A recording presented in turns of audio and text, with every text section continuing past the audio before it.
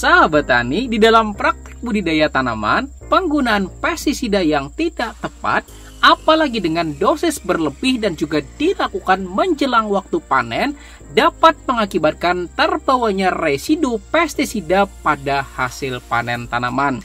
Dan residu pestisida tersebut kalau terus masuk ke dalam tubuh kita, pada akhirnya menumpuk dan pasti akan berdampak negatif pada kesehatan kita. Di dalam video kali ini, saya akan menjelaskan detail 10 cara buat menghilangkan residu pestisida pada sayur dan juga buah-buahan, yang tujuannya agar sayur dan juga buah-buahan tersebut lebih aman untuk dikonsumsi. Jadi pastikan Anda tonton sampai habis, insya Allah bermanfaat. Mari kita intro terlebih dahulu. Bim!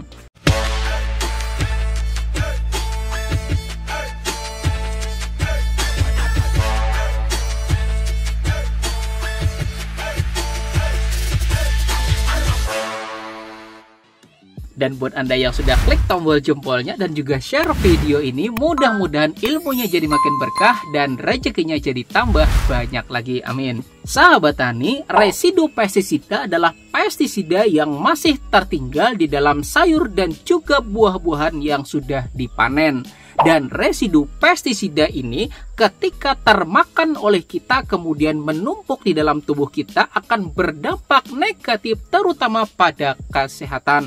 Maka ada beberapa cara dalam mengurangi bahkan menghilangkan residu tersebut.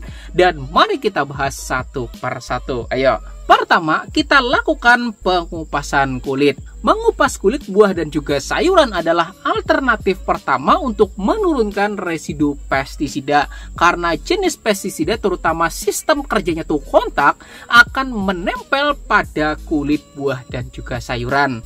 Tetapi kelemahan dari sistem cara kerja ini tuh hanya berlaku buat buah-buahan dan juga sayuran yang memang memiliki kulit.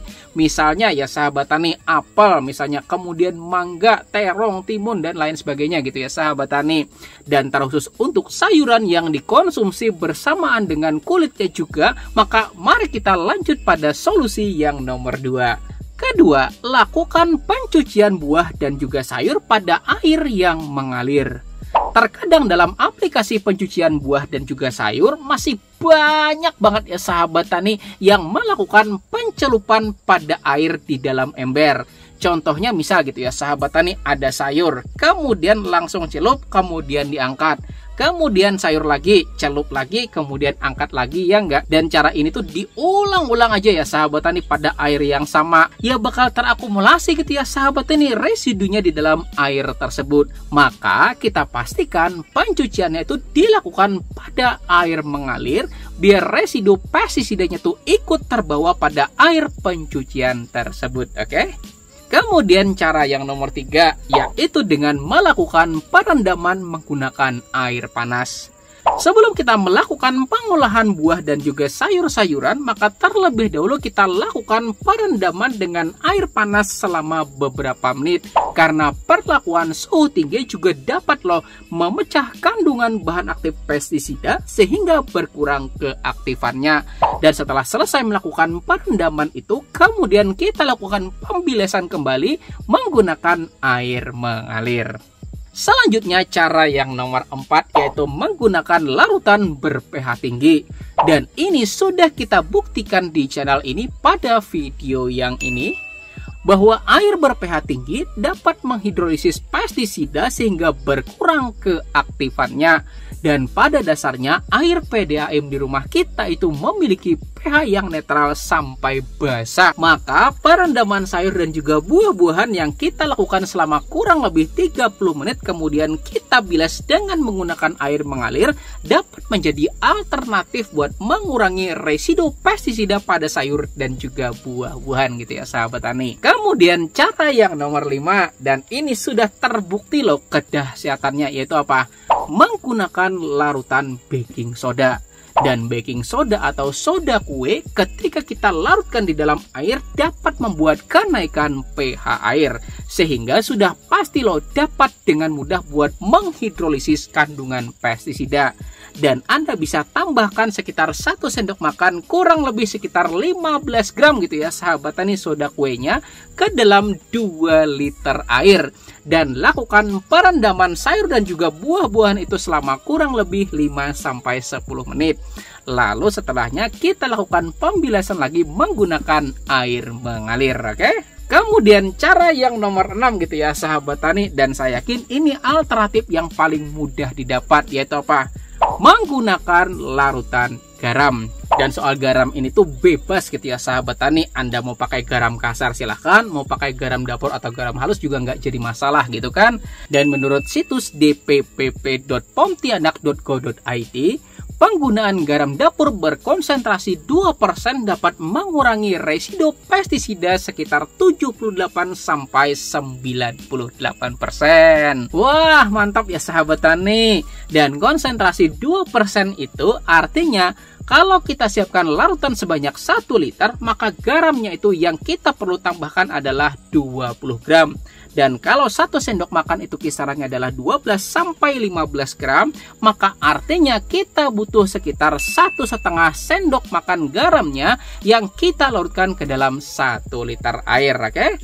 Dan setelah selesai melakukan perendaman selama kurang lebih 10 menit gitu ya sahabat tani, kemudian terakhir kita lakukan pembilasan menggunakan air mengalir juga buat menghilangkan kadar garamnya. Oke, lanjut kita pada cara yang nomor 7 gitu ya sahabat tani, yaitu dengan penambahan unsur kalsium. Dan seperti yang kita tahu, produk konsumsi yang memiliki kandungan kalsium yang tinggi yaitu adalah susu. Pada video yang ini ya sahabat tani, nah waktu itu ada seorang petani gitu kan yang memang tanamannya overdosis pestisida dan padahalnya semuanya gosong gitu ya sahabat tani.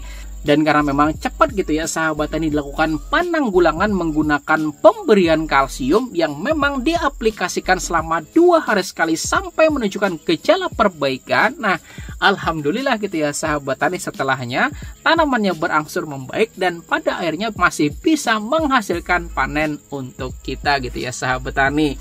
Dan pernah juga Anda dengar orang bilang kayak gini, kalau kamu minum obat jangan minum susu, ya enggak, nanti bisa netral ya kan?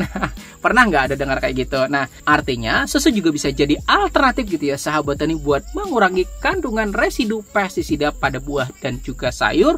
Cukup dengan menambahkan 0,5-1 sendok makan susu pada 1 liter air dan lakukan pendaman sayur dan juga buah-buahan selama beberapa menit. Dan terakhir ya sahabat tani, lakukan pembilasan dengan air mengalir supaya semuanya bisa terbilas secara sempurna, oke?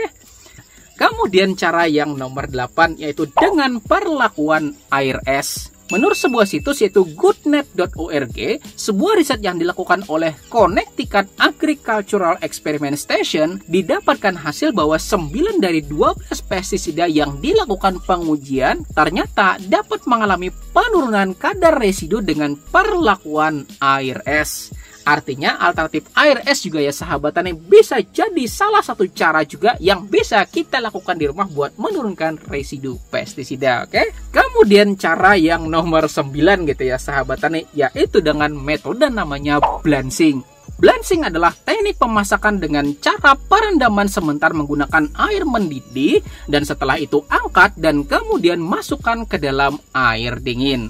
Dan proses ini selain bakalan mengurangi residu pestisida juga bakal mematikan mikroorganisme yang memang masih tersisa di dalam sayur dan juga buah-buahan. Dan setelah proses blanching itu selesai gitu ya sahabat tani, kita bisa lanjutkan pada proses pemasakan selanjutnya, oke?